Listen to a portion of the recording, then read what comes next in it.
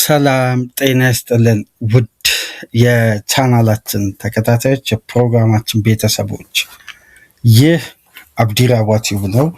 ፕሮግራማችንን ላይክ በማድረግ እንድትጀምሩ። ላይክ ስታደርጉ የዚህም ፕሮግራም ተደራሽነት ተደማጭነት በእጅጉ ከፍ ስለሚያደርግ ላይካችሁ ይጠቅመናል። ላይክ እያደረጋችሁ ፕሮግራማችንን እንድትጀምሩ። አዲስ ከሆናችሁ ቻናላችንን ዛሬ ለከፈታችሁ፣ ዛሬ ማድመጥ ለጀመራችሁ ሰብስክራይብ በማድረግ የደወል ምልክቷን በመጫን ለቻናላችን ቤተሰብ እንድትሆኑ በአክብሮት እየጋበዝን ይህንን ፕሮግራም ከሀገር ውጭ የምታደምጡ የቻናላችን ተከታታዮች ሁል ጊዜ ድጋፋችሁን በሱፐር ስቲከር፣ ሱፐር ቻት፣ ሱፐር ታንክስ ለቻናላችን ድጋፍ እንድታደርጉ የአክብሮት ግብዣችን እያቀረብን የመጀመሪያ ክፍል የዕለተ እሁድ ፕሮግራማችን በቀጥታ ትኩረት የሚያደርገው በትናንትናው ዕለት ምሽት የተሰማው አስደናቂው ያልተጠበቀ በእጅጉ ሌላ መልክ ይዞ አስገራሚ መረጃ ከወደ እንግሊዝ የአትሌቲክስ እና የስካይ ስፖርት የኤንቢሲ ሪፖርተር ዴቪድ ኦርኒስተን ይፋ ባደረገው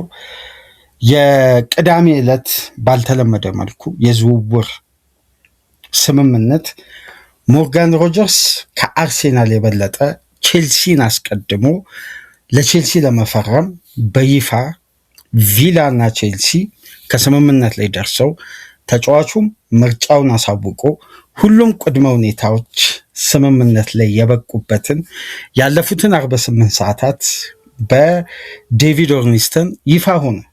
ሞርጋን ሮጀርስ ወደ አርሴናል ሳይሆን ወደ ቼልሲ የዝውውር ሂደቱን ለማጠናቀቅ በይፋ ስምምነት ላይ ተደርሷል። የለንደኑ ክለብ ሰማያዊዎቹ የሞርጋን ሮጀርስን ዝውውር ለማጠናቀቅ 117 ሚሊዮን ፓውንድ የብሪቲሽ ተጫዋቾች የምንጊዜም ከፍተኛ ክፍያ ተከፍሎበት በእንግሊዛዊ ተጫዋች የእንግሊዝ የዝውውር ሪከርድ የተሰበረበት ሌላኛው የዝውውር መስኮት ሆኗል። ሞርጋን ሮጀርስ ቃሉንም ሁሉንም ቅድመ ሁኔታ ለቼልሲ ፍቃድ በመስጠት እንግዲህ ተጫዋቹም በግል ተስማምቶ ሁለቱም ክለቦች ስምምነት ላይ ማብቃት ችለው ሞርጋን ሮጀርስ ከትናንት ምሽቱ የደረጃ ጨዋታ በኋላ ከእንግሊዝ ብሔራዊ ቡድን ጋር በቀጥታ ወደ እንግሊዝ ከተመለሰ በኋላ ሰኞ ነገ በስራ ቀናት በይፋ የተጫዋቹ ፎርማል ስቴፕ የሜዲካል ሂደት ይጀመራል ማለት ነው። በኮባሃም የትሬኒንግ ማዕከል አስደናቂ ዝውውር ቼልሲ ወደ አርሴናል ሊዘዋወር የተቃረበው ሞርጋን ሮጀርስን በመጥለፍ የግሉ ለማድረግ ሁሉንም ቅድመ ሁኔታ አጠናቋል። ለዝውውሩም የብሪቲሽ ሪከርድ 117 ሚሊዮን ፓውንድ በብሪቲሽ ተጫዋቾች የምንጊዜም የብሪቲሽ ከፍተኛ የዝውውር ሪከርድ የተከፈለው እንደምታውቁት በተጠናቀቀው ሳመር ለአሌክሳንደር ኢሳቅ ነበር። ነገር ግን የብሪቲሽ ተጫዋቾች የዝውውር ሪከርድ አንድ ወር ባልሞላ ጊዜ ውስጥ እንደምታስታውሱት ኤሊየት አንደርሰን ነበር ከኖቲንግሃም ፎረስት ወደ ማንቸስተር ሲቲ ባደረገው የዝውውር ሂደት 116 ሚሊዮን ፓውንድ የተከፈለው። አሁን ቼልሲ 1 ሚሊዮን ፓውንድ አሻሽሎ ከአስቶን ቪላ ጋር በዚህ የዝውውር መስኮት የ23 ዓመቱን ምርጡን የክሬቲቭ አማካይ የዊንግ ተጫዋች ሆኖ ማገልገል የሚችል ቨርሳታይል የሆነ የፊት መስመሩን ተጫዋች እንግሊዛዊውን በእንግሊዝ ብሔራዊ ቡድን የዓለም ዋንጫ የቡድን አካል የሆነውን ሮጀርስን ወደ ስታንፎርድ ብሪጅ ለማምጣት ቼልሲዎች የተቀላጠፈ አስደናቂ በንቃት የተሳተፉበት እንዲሁም ከባለቤቱ እስከ አሰልጣኙ ድረስ በቀጥታ ዝውውሩ ላይ በተሳተፉበት ሂደት እንግዲህ ቼልሲ ከአርሴናል እዛው ከጎረቤቱ ሞርጋን ሮጀርስን መንጠቅ ችሏል። ወደ አርሴናል የመዘዋወር እድሉ እስከ ትናንት ምሽት ቅዳሜ እስከ 12 ሰዓት በኢትዮጵያ ሰዓት አቆጣጠር ድረስ እንደውም አንድ የዘ ታይምስ ዘጋቢ አርሴናል በቀጣይ የስራ ቀናት ለሞርጋን ሮጀርስ ኦፊሻል አፕሮቹን ከቪላ አቋም በመመልከት አሻሽሎ ለማቅረብ እየተዘጋጀ ነው በሚል አንድ ፕሮግራም በዘ ታይምስ ገጹ ላይ ለቆ ነበር።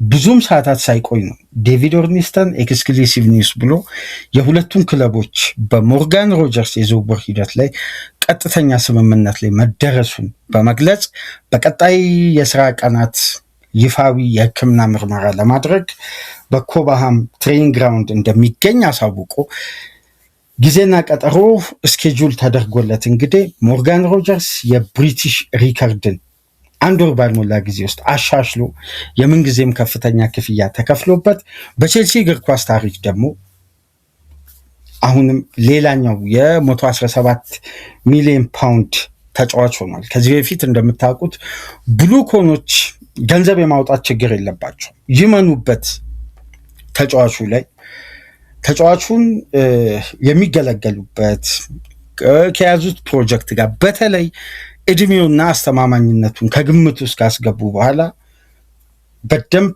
ክፍያ ላይ አይታሙ ተጫዋች ለማዘዋወር ወጣት ተጫዋች ለማምጣት ይህን ፕሮጀክት በተለይ ከዛቪ አሎንሶ ጋር የተያዘው እቅድ በተሻለ ደረጃ እንዲጓዝ እንደነዚህ አይነት ጠንካራ ኢንቨስትመንቶች ያስፈልጉ ነበር።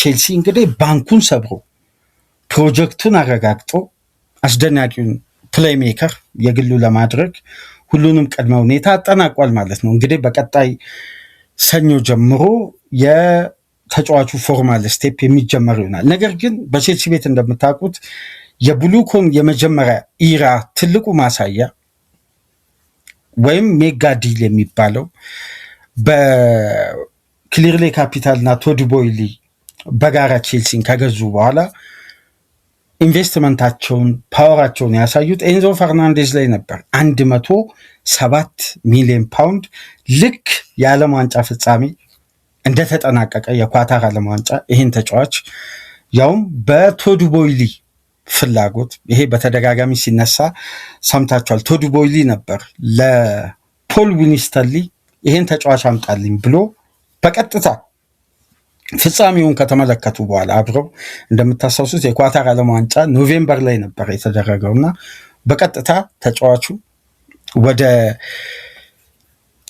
ስታንፎርድ ብሪጅ እንዲመጣ ትዕዛዝ የሰጡት። ከዛም በኋላ በ2023/24 ሞሲስ ካሴዶን ከሊቨርፑል ጋር ተፎካክረው በ115 ሚሊዮን ፓውንድ በሌላ የብሪቲሽ ሪከርድ በወቅቱ ሰብረው በኤንዞ ፈርናንዴዝ የተያዘውን ራሳቸው አሻሽለው ሞሲስ ካሴዶን አመጡ። አሁን ከ2 ዓመት በኋላ ሌላ አስደናቂ የዝውውር ሂደት በድጋሚ ሞርጋን ሮጀርስን ከአርሴናል ላይ መንጠቅ ችሏል። ከዚህ በፊት እንደምታስታውሱት በ2022/23 የጥር የዝውውር መስኮት ላይ አርሴናልና ቼልሲ በተመሳሳይ ከፍተኛ የዝውውር ፉክክር ውስጥ ገብተው ነበር። እንደምታስታውሱት ዩክሬናዊው ሙካይሎ ሞድሪክ ላይ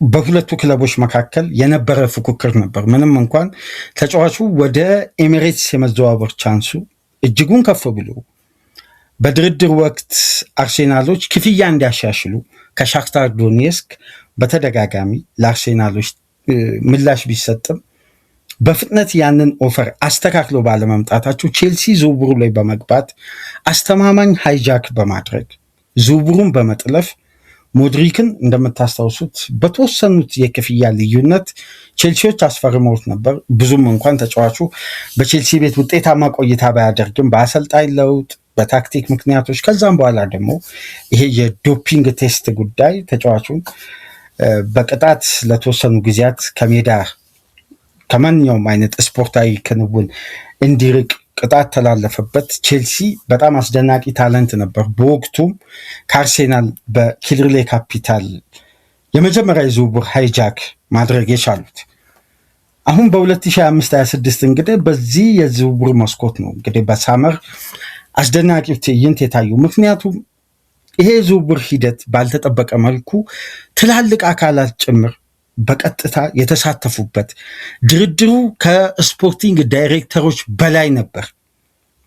ምናልባት የማቲሎውን የቴሌግራፉን ዘገባ ከተመለከታችሁ፣ ኤክስክሉሲቭ ኒውሱን ወደ እግር ኳሱ ቤተሰብ ያደረሰውን የዴቪድ ኦርኒስተንን ዘገባ ከተመለከታችሁ በቀጥታ ድርድሩ የነበረው ትላልቅ ተወካዮች በሁለቱ ክለቦች መካከል ነበር።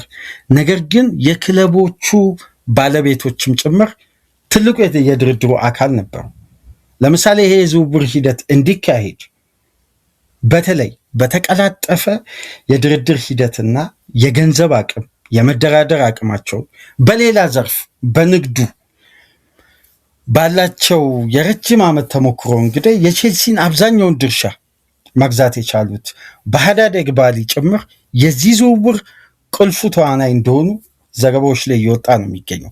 በሃዳድ ኤግባሊ ነበሩ በቀጥታ ከቪላ ትላልቅ ተወካዮች የቪላም ትልቁ ሼርሆልደር ባለቤት ከናዝሪ ጋር በቀጥታ ናሲፍ ጋር በነበረ ቀጥተኛ ግንኙነት የበለጠ ደግሞ ስለ ሁለቱ ግንኙነትም እዛ ጋር ተብራርቷል። ጤናማ የሆነ ግንኙነት በእግር ኳሱ ዘርፍ ብቻ ሳይሆን በንግዱም ዓለም ሁለቱ ትውውቅ እንዳላቸው በመግለጽ ያንን ቀረቤታ የበለጠ አድቫንቴጅን በመጠቀም እንግዲህ ባለፉት 72-48 ሰዓታት የቼልሲ የተቀላጠፈ ስራ ውጤታማ ሆኖ ትርፋማ ሆኖ ይህን የመሰለ አስደናቂ ታለንት እንግዲህ ቼልሲ ወደ ስታንፎርድ ብሪጅ ለማምጣት ስምምነቱን አጠናቋል። አስደናቂ ዝውውር ነው ለዛቪ አሎንሶ ለቀጣዩ ፕሮጀክት። ይህን ተጫዋች ማስፈረም ያለው ትርጉም ለቼልሲ እጅጉን ሰፊ ነው። ምክንያቱም ይሄ ተጫዋች ባለፉት 2 ዓመት ተኩል ነው በቪላ የምናውቀው። እንደምታስታውሱት በ2023-24 ፌብሩዋሪ የጃንዋሪ የመጨረሻ ዴድላይን ዴይ ነበር ከሚድልስብሮ በ8 ሚሊዮን ፓውንድ ወደ ቪላ የተዘዋወሩ። እንደምታስታውሱት ሞርጋን ሮጀርስ የኮል ፓልመር በጣም ቅርርብ ወዳጅነት እንዳላቸው በጣም ቅርበታቸው የተለየ እንደሆነ ጓደኛሞች እንደሆኑ አንደኛው ድል ባደረገበት ሌላኛውም ድል ባደረገበት አንዱ ያንዱን የሶሻል ሚዲያ እየገቡ የሚሰጡት ኮሜንት ሁሉ ለእግር ኳሱ ቤተሰብ ብዙ ትዕይንትም ግርምትም ይፈጥር ነበር። በየጊዜው ሁለቱ ያላቸው ቅርርብ እስካሁን ድረስ ተጫዋቹ ወደ ቪላ ተዘዋውሮ ባለበት ወቅት እንደቀጠለና ግንኙነታቸው በአብዛኛው በእረፍት ሰዓት ተጫዋቾች ብሬክ ታይምም በክለቦቻቸውም እረፍት በሚሰጣቸውም ሰዓት ፓልመር አብዛኛውን ጊዜ የሚያሳልፈው ከሞርጋን ሮጀርስ ጋር። ማቲሎ ደግሞ እንደሚለው ከሆነ ይሄ ተጫዋች ወደ ቼልሲ እንዲመጣ 3 ወሳኝ ግለሰቦች አሉ ይላል። አንደኛው በሃዳድ ኤግባሊ ነው፣ ሁለተኛው ዛቪ አሎንሶ ነው፣ ሶስተኛው ኮል ፓልመር ነው። ሞርጋን ሮጀርስን አግባብቶ የአርሴናልን ጥያቄ ትቶ የቼልሲን ፕሮጀክት እንዲቀበል ተጽዕኖ በመፍጠር ተጫዋቹ እንግዲህ በቼልሲ ቤት እስከ 2032 የሚያቆየውን የ6 ዓመት ኮንትራት ይፈርማል ከ1 ዓመት ዋስትና ጋር። ይሄ አንደኛ የኮንትራቱ አቅም በጣም ከፍተኛ ነው። ገና 23 ዓመቱ ነው። የቀድሞ ጓደኛውን በሲቲ አካዳሚ የሚያውቀውን የኤንዞ ማሬስካ ፈርጥ ከሆኑ አሁን የማንቸስተር ዩናይትድ ቴክኒክ ዳይሬክተር ጄሰን ዊልኮክስ ኤንዞ ማሬስካ ኤሊት ፉትቦል ዴቨሎፕመንት በሲቲ አካዳሚ በሚሰሩበት ወቅት ነው እንግዲህ እነዚህን ተጫዋቾች ማፍራት የቻሉት። እነዚህ አንድ ትውልድ ናቸው። ፓልመር፣ ሮጀርስ፣ የተለያዩ ተጫዋቾች አሉ ከሲቲ አካዳሚ በወቅቱ የወጡ። አብዛኛው በተወሰኑ ጊዜያት ቼልሲ ከነዚህ አንድ ላይ ያደጉ የአካዳሚ ተጫዋቾችን ሲያስፈርሙ ተመልክተናል። ጂሚ ጊተንስን ጨምሮ አብረው በሲቲ አካዳሚ ያደጉ እና ሞርጋን ሮጀርስን ለማግባባት ፓልመር አንዱ ቱል ነበርና በስተመጨረሻም እነዚህ ሁለት ጓደኛሞች በሲቲ ቤት የጀመሩት ጓደኝነት እንግዲህ በስታንፎርድ ብሪጅ የሚቀጥል ይሆናል። አስደናቂ ጥምረት፣ ምናልባት በብዙ መልኩ ሲጠበቅ የነበረው የሁለቱን ተጫዋቾች አገልግሎት ሲቲ ዴቨሎፕ ቢያደርግ ምን ያክል ይጠቀማል በሚል በየጊዜው የሚነሱ ጥያቄዎች አሉ። ከሲቲ አካዳሚ ወጥተው አሁን በእግር ኳሱ ትላልቅ ልዩነቶችን እየፈጠሩ የሚገኙ በተለይ የማሬስካና የዊልኮክስ ፕሮጀክት በወቅቱ በጣም አስደናቂ ነበር። እነ ሮሚዮ ላቪያ በነበሩበት ወቅት ማለት ነው። አሁን ይሄም ተጫዋች የቼልሲ ንብረት ነው። በሚያስገርም ሁኔታ ደግሞ ቼልሲ የሲቲ አካዳሚ ተጫዋቾችን ባለፉት የዝውውር መስኮቶች በርካታ ተጫዋቾችን ማምጣት ችሏል። ከነዚህም መካከል እንግዲህ አሁን ቀጣዩ የሲቲ የአካዳሚ ውጤት የሆነ በ1.1 ሚሊዮን ፓውንድ ወደ ሚድልስብሮ ተሽጦ በ2023/24 ጃንዋሪ ላይ በጣም በሚያስገርም ሁኔታ በነገራችን ላይ የሞርጋን ሮጀርስ የቦሮ ቤት ቆይታ 6 ወር ነው። ተጫዋቹ ሳመር ላይ ተዘዋወረ። ከዛን ጃንዋሪ ላይ ከቦሮ ወደ ቪላ መዘዋወር ቻለ። 6 ወራት በቦሮ ቤት መቆየት የቻለው ነገር ግን ቦሮ ከዚህ ዝውውር በርካታ ገንዘቦችን እያተረፈ ነው የሚገኘው። ከሲቲ በቀጥታ ውሉን አፍርሶ ነበር 1.1 ሚሊዮን ፓውንድ ያስፈረመው። ከዛም በኋላ ተጫዋቹን በ8 ሚሊዮን ፓውንድ ለቪላ መሸጥ ቻለ። ከዛም በኋላ አሁን ደግሞ ከሴሊንግ ክሎዝ 20% ትርፍ ስላለው ይህን ተጫዋች በቀጥታ ወደ ቼልሲ ሲዘዋወር 117 ሚሊዮን ፓውንድ ነው የተስማሙት። ከዚህ ላይ 20%ቱን በቀጥታ ቦሮ በትርፍ መልክ የሚያገኘው ክፍያ ይሆናል። ይህን ተጫዋች እንግዲህ በሁለት ዙር 8 ሚሊዮን ፓውንድ የመጀመሪያ ኢኒሻል ክፍያ ነበር። ከዛም በኋላ እንደ ብቃቱ ታይቶ በ2 ዓመት ቆይታ ውስጥ የሚጨመር 7 ሚሊዮን ፓውንድ ነበር። በአጠቃላይ ቦሮ ከቪላ ያገኘው 15 ሚሊዮን ፓውንድ ነው። ከዚህ ተጫዋች ሽያጭ አሁን ከ22 ሚሊዮን ፓውንድ ገደማ ያገኛል። ወደ 37 ሚሊዮን ፓውንድ ነው ቦሮ ከሚድልስብሮ ከሮጀርስ ዝውውር የሚያገኘው። ይሄም ተጫዋች እንግዲህ የቼልሲ ንብረት የመሆኑ ጉዳይ ሰኞ ዕለት በይፋ የሚረጋገጥ ይሆናል ሜዲካሉን ካጠናቀቀ በኋላ። ትናንት ምሽትም እንደምትመለከቱት በደረጃ የዓለም ዋንጫ ጨዋታም ሮጀርስ ለብሔራዊ ቡድኑ ደቂቃ አግኝቶ ተሰልፎ ፔርፎርም ማድረጉ ይታወቃል። በስተመጨረሻም እንግዲህ የዚህ ተጫዋች የዝውውር ሂደት በአስገራሚ ሁኔታ መጨረሻውን እንግዲህ ስታንፎርድ ብሪጅ አድርጓል። ባለፉት ቀናት ግን አርሴናል እዚህ ተጫዋች ላይ የነበረው ፍላጎት የነበረው ጠንካራ ከበስተጀርባ ሲያደርጋቸው የነበሩ ድርድሮች እንዴት በስኬት አልተጠናቀቁም? አሁን ትልቁ ጥያቄ እዛ ጋር ነው የሚነሳው። ቼልሲ ዝውውሩ ላይ የተቀላጠፈ ስራ መስራቱ እጅጉን አስደናቂ ሆኖ ቼልሲዎችን አብዛኛው ተንታኞች ከወጣው ክፍያ የበለጠ ግን የቼልሲን የድርድር ቅልጥፍና ነበር ሲደነቅ የነበረው። ይሄ የሆነበት ምክንያት ደግሞ አርሴናል ለቀጣይ ሳምንት ከሰኞ ጀምሮ ቀጠሮ ይዞ ጊዜ መርጦ ሰዓት አስተካክሎ ከተጫዋቹም ጋር ከክለቡም ጋር ለመደራደር ስኬጁል የሆነ ፕሮግራም አለ። በዚህ መሃል ነው እንግዲህ ቼልሲዎች አግሬሲቭ ሆነው ገብተው ያውም የክለቡ ባለቤት ካላቸው ትውውቅ ቅርርብ አንጻር ወደ ቪላ ባለቤቶች በቀጥታ ኮንታክት አድርገው ወደ ጠረጴዛ ወርደው ባለፉት 48 ሰዓታት ይህን የዝውውር ሂደት ለማጠናቀቅ የተደረገው የድርድር ቅልጥፍና እጅጉን አስደናቂ ነበር። በቼልሲ በኩል ከቪላ ባለቤት ናሲፍ ሳዋሪ ጋር ነው የተደረገው ፊት ለፊት ያውም በለንደን የተደረገ ቀጥተኛ ድርድር እንደሆነ ቴሌግራፍ ማስፈር ችሏል። እና ኤግባሊ ይህን ድርድር ከቪላ ባለቤቶች ጋር ለማድረግ የወሰኑት አሎንሶና ሞርጋን ሮጀርስ የመጀመሪያ የስልክ ልውውጥ አስደናቂ የሆነ ፕሮጀክት ለ3 ሰዓታት ተጫዋቹን የማሳመን የአሎንሶ የስልክ ጥሪ የሞርጋን ሮጀርስን ልብ እንግዲህ ከአርሴናል ወደ ቼልሲ ሽፍት እንዲያደርግ በር የከፈተ ነው። በዚህ መሃል እንግዲህ የነ ፓልመርም ቀጥተኛ ኮንታክት ታግዞበት ግን የአሎንሶና የኢግባሊ ድርድር በጣም ቅልጥፍና የተሞላው የተጫዋቹን ሁኔታ በአግባቡ ተረድተው በቼልሲ ቤት ቢዘዋወር ምን ያክል ይሄ ተጫዋች ሴትል ሊያደርግ እንደሚችል ቼልሲ ለተጫዋቹ ያቀረበለት ደሞዝ የበለጠ ሳቢና ትልቅ የኮንትራት ክፍያ ማቅረባቸውን ተከትሎ ነው እንግዲህ ተጫዋቹ ትኩረቱን ወደ ቼልሲ ያዞሩ።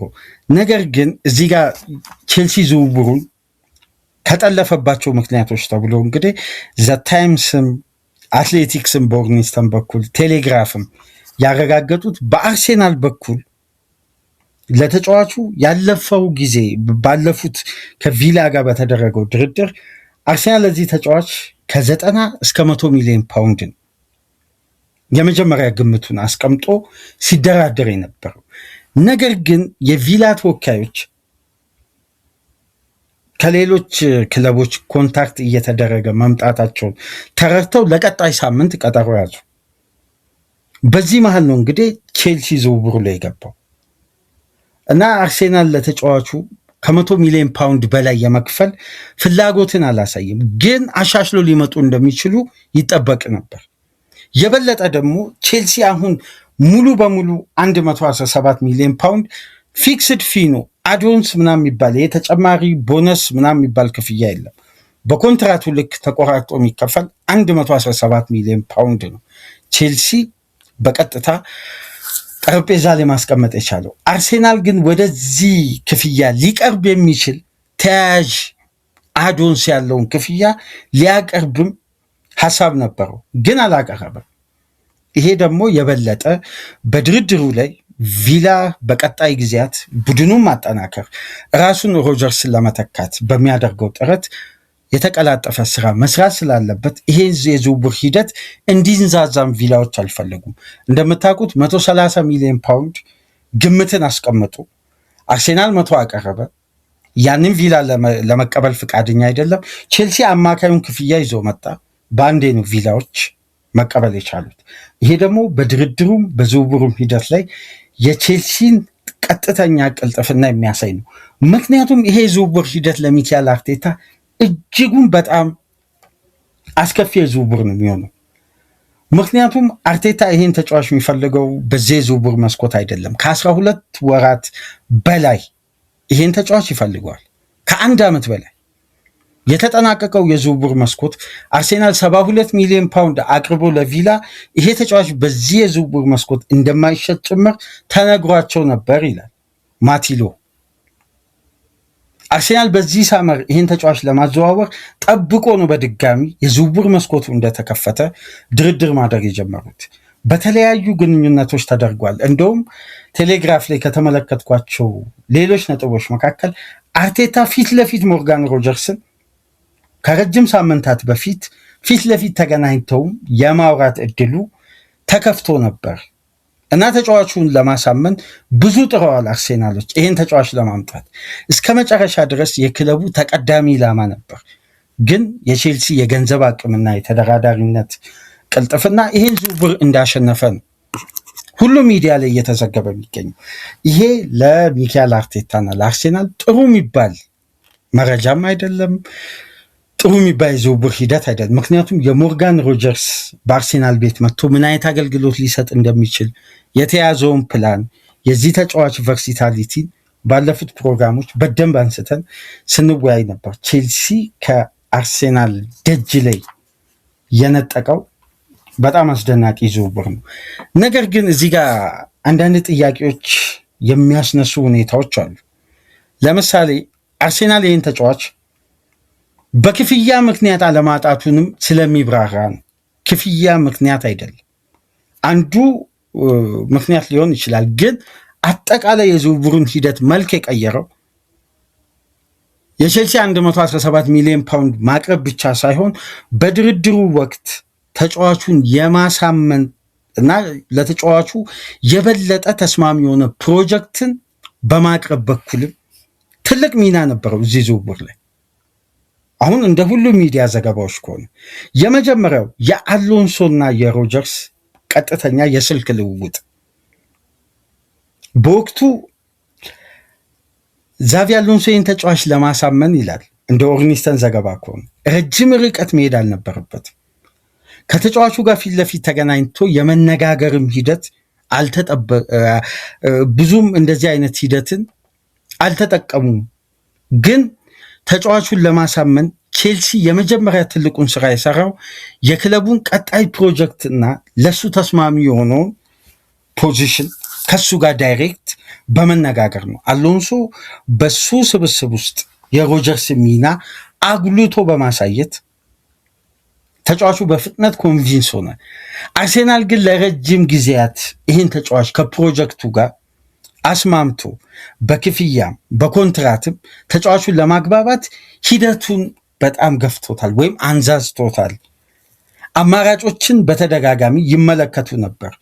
ነገር ግን በስተመጨረሻም ዝውውሩ ላይ አምነው ፍጥነት የተሞላው ሂደት ለማካሄድ ቢሞክሩም ግን የቼልሲ ቅልጥፍና የዝውውሩን ሂደት የበለጠ ለመንጠቅ እንዳመቻቸው ተገልጿል። ነገር ግን በዚህ መሃል አንድ ለእግር ኳሱ ቤተሰብ የፕሮጀክት ጉዳይ ምን ያክል ተጫዋቾችን አሳማኝ እንደሚያደርግ የተረዳንበት ወይም እዛ ጋር ከወጡ ዘገባዎች ውስጥ ምናልባት በሳብስክሪፕሽን የሚገኙ መረጃዎች ላይ የተመለከት ነው። ዛቪ አሎንሶ ፕሮጀክቱን ለተጫዋቹ በደንብ ግልጽ በሆነ ሁኔታ በመግባባትም ሂደት ሮጀርስ በቀላሉ ተቀብሎ ወደ ቼልሲን ለመምረጥ እንዲገፋፋው ካደረጉ ምክንያቶች መካከል በደንብ ተመልከቱ። ቪላ የሻምፒየንስ ሊግ ተሳታፊ ነው። ዩሮፓ ሊግ አሸንፏል። 4ኛ ነው ያጠናቀቀው። በድጋሚ አርሴናል የሊጉ ሻምፒዮን ነው። በቀጣይ ካለው ግንባታ አንጻር፣ አስተማማኝነት አንጻር እያንዳንዱ የቶፕ 6 ክለቦች የገቡበት ስር ነቀል ለውጥ ሲስተዋል አርሴናል የበለጠ ዋንጫዎችን እያሳካ የመቆየት እድሉ ሰፊ ነው። ነገር ግን ሮጀርስ የመረጠው 10ኛ ደረጃ ያጠናቀቀ ምንም አይነት የዩሮፒያን ውድድር የሌለው የበለጠ በተጠናቀቀ የውድድር ዓመት በክለቡ ታሪክ ምናልባት ደካማውን ሲዝን አሳልፏል ተብሎ ብዙ ሲተች ብዙ ሲወቀስ የነበረ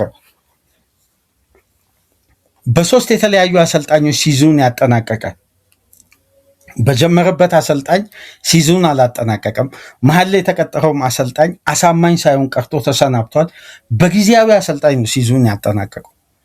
ብዙ ውጣ ውረዶችን ብዙ አለመረጋጋቶችን ያሳለፈ ክለብ እንዴት አንድ ምርጥና በአስተማማኝ ኮንሲስታንሲ ላይ ያውም ፕራይም ታይሙ ለመድረስ ጥቂት ጊዜያትን በቀረው ኳሊቲውም ሊጉንም አዳፕት በማድረግ ባለፉት 2 ዓመት ተኩል በቪላ ቤት በኡናይ ኤምሬ አስደናቂ ብቃቱን ያሳየን ተጫዋች ኮንቪንስ አድርጎ ምንም አይነት ዩሮፒያን እግር ኳስ የሌለው 10ኛ ደረጃ ያጠናቀቀ ቡድን ከአርሴናል ሲነጥቅ ግን የፕሮጀክቱን አቅም የተደራዳሪዎችን ኳሊቲና ቡድኑ ያለውን ፖቴንሻል ነው እዚህ ጋር በግልጽ ያስቀመጡት። ይሄ ከባድ ነው። በአንድ የዝውውር ሂደት ላይ ይሄን ያክል ፓወር አንድ ክለብ አንድ ተጫዋች ላይ ሲጠቀም የሚያሳየው ከበስተጀርባ ያለውን የተደራዳሪ አካላት የቡድኑን ቀጣይ ፕሮጀክት። ምክንያቱም የ1 ዓመት የአውሮፓውያን እግር ኳስ ማምለጥ እንደ ቡድን ፋይናንሻሊ ክለቡ ጀነሬት ማድረግ ከሚችለው የገንዘብ አቅም አንጻር ሊያወርድ ይችላል። ነገር ግን በቀጣይ የረጅም ጊዜ ፕላን ተጫዋቹ ገና 23 ዓመቱ ነው። በቼልሲ ቤት የሚሰጠው ሚና ለስኬትም ረጅሙን የእግር ኳስ ኬሪየሩን ከፍ ባለ ስኬታማነት ሊያጠናቅቅ የሚችልበትን ቻንስ እንግዲህ በፕሮጀክት ደረጃ አሎንሶና ይግባሊ ቢያግባቡት ነው ተጫዋቹ የአርሴናልን ጥያቄ ውድቅ አድርጎ ቼልሲን የመረጠው። ምክንያቱም ሁሉንም መረጃዎች ተመልከተው ከአርሴናል በላይ ቼልሲ መርጧል ነው የሚለው። ነገር ግን ቼልሲ ዩሮፒያን እግር ኳስ የለው።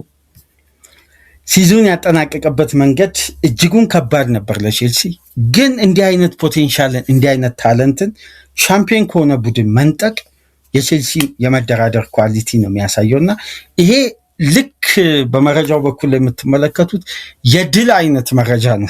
ሁሉም የእንግሊዝ ሚዲያ እየጻፈ የሚገኘው ከቅድም ጀምሮ የምትመለከቷቸው ጋዜጦች ሁሉ ይዘው ቢወጡት ይሄን ቻምፒየንስ ከሆነ ቡድን ላይ ነጥቆ የግል ተጫዋች እንደማድረግ ደግሞ ከባድ የዝውውር ቅልጥፍና ላይ በጣም የተደራዳሪ አካላትን አቅም በእጅጉ የሚያሳይ ነው። እዚህ ላይ ደግሞ የአሎንሶ ዝውውሩ ላይ ጣልቃ ገብቶ ሮጀርስን ለማሳመን አስገራሚ ድርድር አድርጎ ነው እንግዲህ ይህን ተጫዋች ትናንትና የመጨረሻውን የዓለም ዋንጫ ጨዋታ አድርጓል።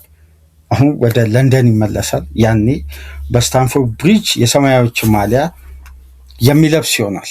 ቼልሲ አርሴናልን በአስደናቂ የዝውውር ሂደት አዘናግቶ ነው እንግዲህ ባለፉት 48 ሰዓታት ይህን ተጫዋች አርሴናል ለመክፈል ሲያንገራግር፣ አንዳንድ ጥቅማ ጥቅሞች ላይ ደግሞ ማቅረብ ያለበትን በቂ ወይም ይሄ እርካታን የሚሰጥ የክፍያ ስርዓትን ባለማቅረቡና በተዘናጋበት ወቅት ለድርድር በየጊዜው ጊዜያትን እየፈጀ ጋፖች እየሰፉ ዝውውሩ ላይ የተጫዋቹ ፈላጊ ክለቦች ሊገቡ የሚችሉበትን ቻንስ እየፈጠረ እንግዲህ በስተመጨረሻ አርሴናልን ቢፈጥን ይህን ዝውውር ማስጣል አልቻለም። ቼልሲ ከአርሴናል ላይ መንጠቅ ችሏል እና ተጫዋቹ በቀጣይ እንግዲህ የሕክምና ምርመራውን አድርጎ የሰማያዊዎቹ ንብረት ይሆናል ማለት ነው። በነገራችን ላይ አንድ የቼልሲ ደጋፊዎችንም የእግር ኳሱን ቤተሰብ በተወሰነ መልኩ ብዥታ ሊፈጥር ወይም ይሄ ሁኔታ እንዴት ነው ለቼልሲ ይፈቀዳል ወይ ይሄን አይነት ያከፋፈል ስርዓት ወይም ቼልሲ ይህን ያክል ገንዘብ ከዩኤፋ በስኳድ ኮስት ሬሽዮ ምክንያት ቅጣትም ጫናም ከተጣለባቸው ክለቦች መካከል የእንግሊዝ አንደኛው ቼልሲ እንደምታውቁት ከፍተኛው ክፍያ ቪላ ላይ ቢጣልም ቼልሲም ይሄ ጫና አለበት። ነገር ግን እንደምታስታውሱት በተጠናቀቀው የውድድር ዓመት በሳመር ባለፈው በእንግሊዝ እግር ኳስ ታሪክም ነው በአንድ የዝውውር መስኮት ከ300 ሚሊዮን ፓውንድ በላይ ገቢ ያገኘ ቡድን የለም። ለመጀመሪያ ጊዜ ነው ቼልሲ ይህን ክፍያ ማግኘት የቻለው አምና። አሁን ደግሞ ከወዲሁ ቡድኑ 120 ሚሊዮን ፓውንድ አግኝቷል። አሁን የሞርጋን ሮጀርስን ዝውውር ከቨር ላድርግ ቢል አሁን ከሸጣቸው ተጫዋቾች አንጻር ይህን ክፍያ ከቨር አድርጓል በአግባቡ። ኩኩሬያን ለማድሪድ ሸጧል በ51 ሚሊዮን ፓውንድ። አንድሪ ሳንቶስን በ48 ሲደመር 2 ሚሊዮን ፓውንድ ለማንቸስተር ዩናይትድ ሸኝቷል።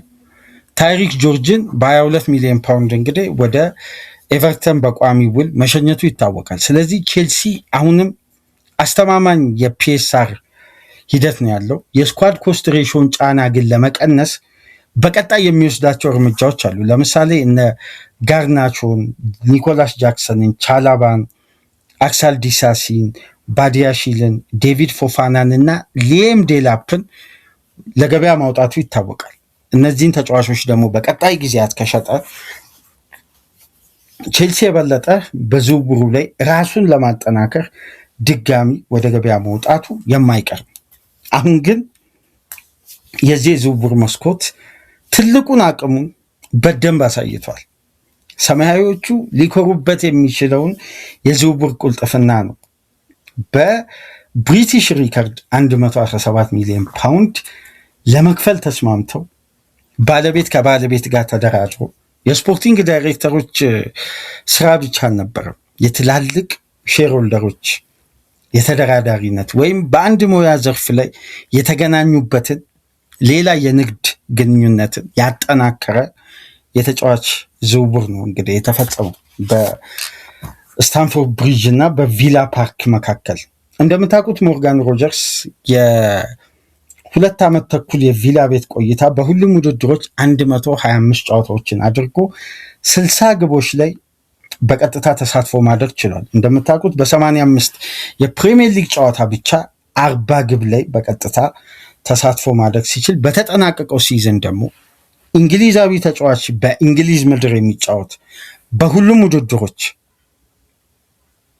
14 ግብ 11 አሲስት ያደረገ ደግሞ ብቸኛ ተጫዋች ነበር ከጃሬድ ቦዌን እኩል ማለት ነው። ሁለቱ ተጫዋቾች ናቸው እንግሊዛዊ ተጫዋች ሆኖ በእንግሊዝ የሚጫወቱ። ይሄ ተጫዋች እንግዲህ አስደናቂ ቆይታ ነው በቪላ ፓርክ የነበረው። ምናልባት ስለ ሮጀርስ ብቃትና አስተዋጽኦ ወደ አርሴናል የመዘዋወር እድሉ ሰፊ ስለነበር ባለፉት ጊዜያት ከአርሴናል ጋር በተያያዘ በርካታ ፕሮግራም ስለ ሮጀርስ ኳሊቲ አንስተናል።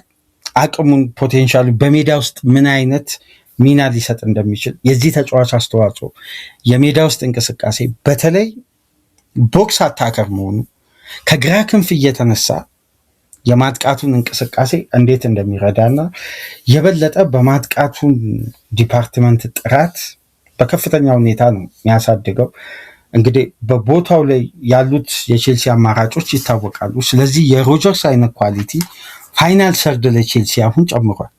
ፓልመር፣ ኔቶ፣ ስቲቫው፣ ጂሚ ጊተንስ፣ ፔድሮ ኔቶ፣ ጆዋው ፔድሮ አዲሱ ፈራሚ በተጠናቀቀው ሲዝን ፈርሞ በዚህኛው የዝውውር መስኮት ቼልሲን የተቀላቀለው ጆቫኒ ኩዌንዳ አለ።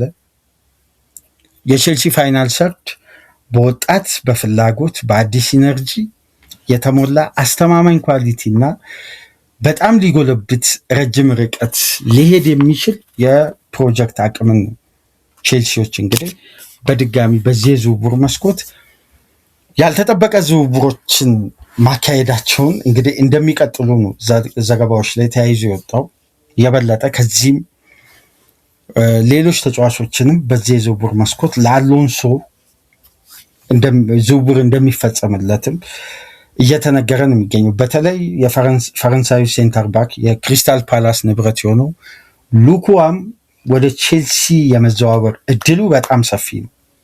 ቼልሲ ለዚህ ተጫዋች 55 ሚሊዮን ፓውንድ እንዲከፍል ተጠይቋል። ቼልሲ ግን የመጀመሪያ ኦፈሩ የሆነው 47.1 ሚሊዮን ፓውንድ ቢሆንም 55 ሚሊዮን ፓውንድ ይፈልጋሉ ፓላሶች።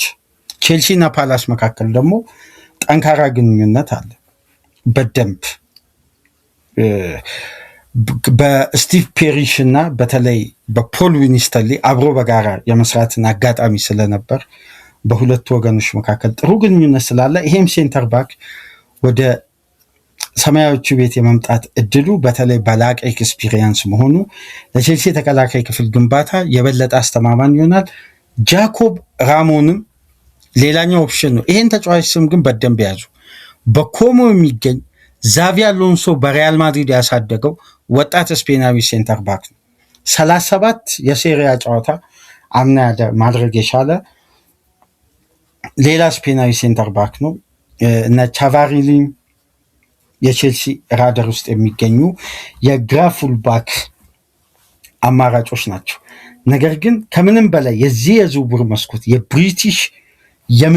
የብሪቲሽ ተጫዋቾችን የምንጊዜም ከፍተኛ የዝውውር ሪከርድን በትናንትናው ዕለት ቼልሲ ከቪላ ጋር ተደራድሮ ለሞርጋን ሮጀርስ ለመክፈል ከስምምነት ላይ መድረሱ ግን ከምንም ላይ የተገኘ አስደናቂ ቼልሲ የዝውውር ቅልጥፍና ነው። ታዲያ ተጫዋቹ ከመጣ በኋላስ አሁን የቼልሲን የቡድን ግንባታ እስቲ አድማጮች፣ የቼልሲ ደጋፊዎችም የእግር ኳሱን ቤተሰብ በደንብ ልብ ብላችሁ ተመልከቱ። አሎንሶ በባየር ሌቨርኩዘን አሁን በአብዛኛው የባክስሪ ሲስተምን ታርጌት ተደርጎ ነው ትንተና የሚሰጠው። የባክስሪ ሲስተም ይጠቀም፣ የባክፎር ሲስተም ይጠቀም፣ እስካሁን ድረስ የተረጋገጠ ነገር የለም። የበለጠ ግን ቻንሱ የባክፎር ሲስተም የመጠቀም እድሉ ሰፊ ነው ከባክስሪ ይልቅ። ለምን መሰላችሁ? የሌቨርኩዘኑ ባክስሪ አስገዳጅ እንጂ የዛቪ አሎንሶ መሰረታዊ የጨዋታ ሲስተም አይደለም። አስታውሱ፣ ሻምፒዮን የሆነበትን ዓመት ነው አብዛኛው የእግር ኳስ ቤተሰብ የሚያነሳው። መጀመሪያ አሎንሶ ባየር ሌቨርኩዘን 16ኛ ደረጃ ላይ ያለ ሲረከብ በባክፎር ነው የጀመረው። ቡድኑን በደንብ አጎልብቶ ነው 5ኛ ደረጃ አጠናቆ የዩኤፋ ኤሮፓ ሊግን ቦታ ይዞ ካጠናቀቀ በኋላ በቀጣዩ ሲዝን በዩኤፋ ኤሮፓ ሊግ ያደረገውን ጉዞም ተመልከቱ። በቡንደስሊጋም በባክፎር ነበር የሚጫወተው። ነገር ግን በለቀቁ ተጫዋቾች፣ በተሸጡ ተጫዋቾች ምክንያት የስኳድ ዴብዙ የስኳድ ባላንሱ አስገዳጅ የሆነ የባክስሪ ሲስተም እንዲጠቀም ስላስገደደ ነው አሎንሶ ወደ ባክስሪ ሲስተም የመጣው እንጂ የባክስሪ ሲስተም የመጠቀም ሀሳቡም ፕላኑም የለው። አሁን በሌቨርኩዘን ቤት ያ ሲስተም ሌቨርኩዘንንም አሎንሶንም ስኬታማ ስላደረገ ባክስሪን ይጠቀማል የሚል ሀሳቦች ይነሳሉ።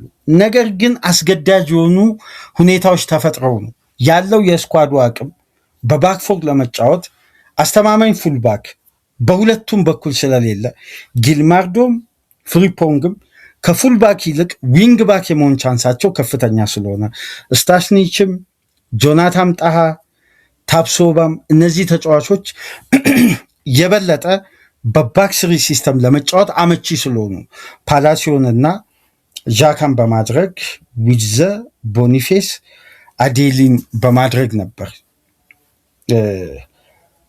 ሌቨርኩዘን ስኬታማ መሆን የቻለው። ስለዚህ ያ ሲስተም ቼልሲ ቤት ይደገማል ማለት ግን አይደለም። ምክንያቱም በዛ ሲስተም አሎንሶ ፕሩፍ ያደረገ ወይም የመጨረሻ የሱ የሲስተሙ ትልቁ ውጤታማነት ስለነበር ያን ሲስተም ለዛ የጨዋታ ስታይል ተገዢ ቢሆን በማድሪድ ቤት ለምን ባክስሪን አይጠቀም? ባክስሪን እኮ ማድሪድ ቤት ትቶታል። ባክፎር ነው፣ ያውም እየተቸገረን ባክፎር ነው የሚጫወተው። ስለዚህ አሎንሶ ራሱን ዴቨሎፕ ያደረገበት በተለይ ይሄ አሰልጣኝ በተጫዋችነት ዘመኑ ከባክስሪ ሲስተም ጋር አዳፕት ያደረገበትንም የጨዋታ ጊዜም ብዙም በሜዳ ውስጥ አልቆየም፣ አልተጫወተም በባክስሪ ሲስተም። አብዛኛውን ኤክስፒሪየንስ ካያችሁ ከሶሲዳድ እስከ ሊቨርፑል እስከ ማድሪድ እስከ ሙኒክ ድረስ ያለውን የእግር ኳስ ኬሪየሩን ካያችሁ በባክስሪ ሲስተም ሳይሆን በባክፎር ውስጥ ነው የእግር ኳሱንም ኬሪየር ማሳለፍ የቻሉ። ያ ማለት ባክስሪን አይጠቀምም ለማለት አይደለም። የበለጠ የባክፎር ስፓኒሽ አይደንቲቲ ያለው ቦል ኮንትሮል ላይ ያተኮረ ነው። እንደ ስኳዱ ተስማሚነት ነው የአሎንሶ ሲስተም ባክስሪም ባክፎርም ሊሆን የሚችለው። አሁን ደግሞ የቼልሲን ፋይናል ሰርድ ስታዩ አሁን ስቲቫኦ ለተጨማሪ ሲዝን ከወንበር ላይ እየተነሱ የሚጫወቱበት ሲዝን ይሆናል ተብሎ አይጠበቅም። የቋሚነትን ቦታ ይፈልጋሉ። ስለዚህ ከጆዋዎ ፔድሮ ጀርባ ፓልመር፣ ስቲቫኦ፣ ሮጀርስ የመጫወት ቻንሳቸው ከፍተኛ ነው። እነዚህ አራት ተጫዋቾች ደግሞ ከፊት መስመር በኩል የሚሰለፉ ከሆነ አስገዳጅ የሆነ የደብል ፒቮት አማራጭ ነው የሚኖረው ካሴዶ እና ኢንዞ። ስለዚህ የኋላው መስመር ወደ 4 የመጫወቱ ቻንስ በጣም እጅጉን ከፍተኛ ነው። የነ ማርኮ ፓሌስትሪ ዲፌንሲቭ አክሽን ደግሞ የበለጠ የባክፎርን ሲስተም ሊያዘነብል ይችላል።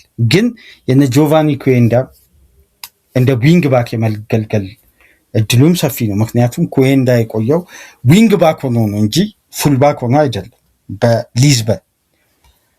ለማንኛውም ግን ቼልሲ አስደናቂውን ዝውውር ሞርጋን ሮጀርስን ከአርሴናል ላይ በመንጠቅ የራሱ ለማድረግ ከቪላ ጋር በ117 ሚሊዮን ፓውንድ የብሪቲሽ ሪከርድ በመስማማት እንግዲህ የግሉ ለማድረግ ትልቁን ስቴፕ አጠናቋል። ከነገ ጀምሮ የቼልሲ ንብረት ለመሆን እንግዲህ ተጫዋቹ የመጀመሪያ ሜዲካሉን በኮባሃም የሚጀምር ይሆናል። ላይክ፣ ሼር፣ ሰብስክራይብ አድርጉ። ከሀገር ውጭ የምታደምጡ ድጋፍ አድርጉ። በዓለም ዋንጫ ፍጻሜ ቅድመ ጨዋታ ግምገማ እንመጣለን። በተጨማሪም ድህረ ጨዋታ ግምገማ የምሽቱን የጥሎ ማለፍ ጨዋታ የደረጃ ጨዋታ ይኖረናል። በሁለት ፕሮግራሞች ተከታታይ ተመልሰ እስከምንመጣ ድረስ ሰላም ቆዩ።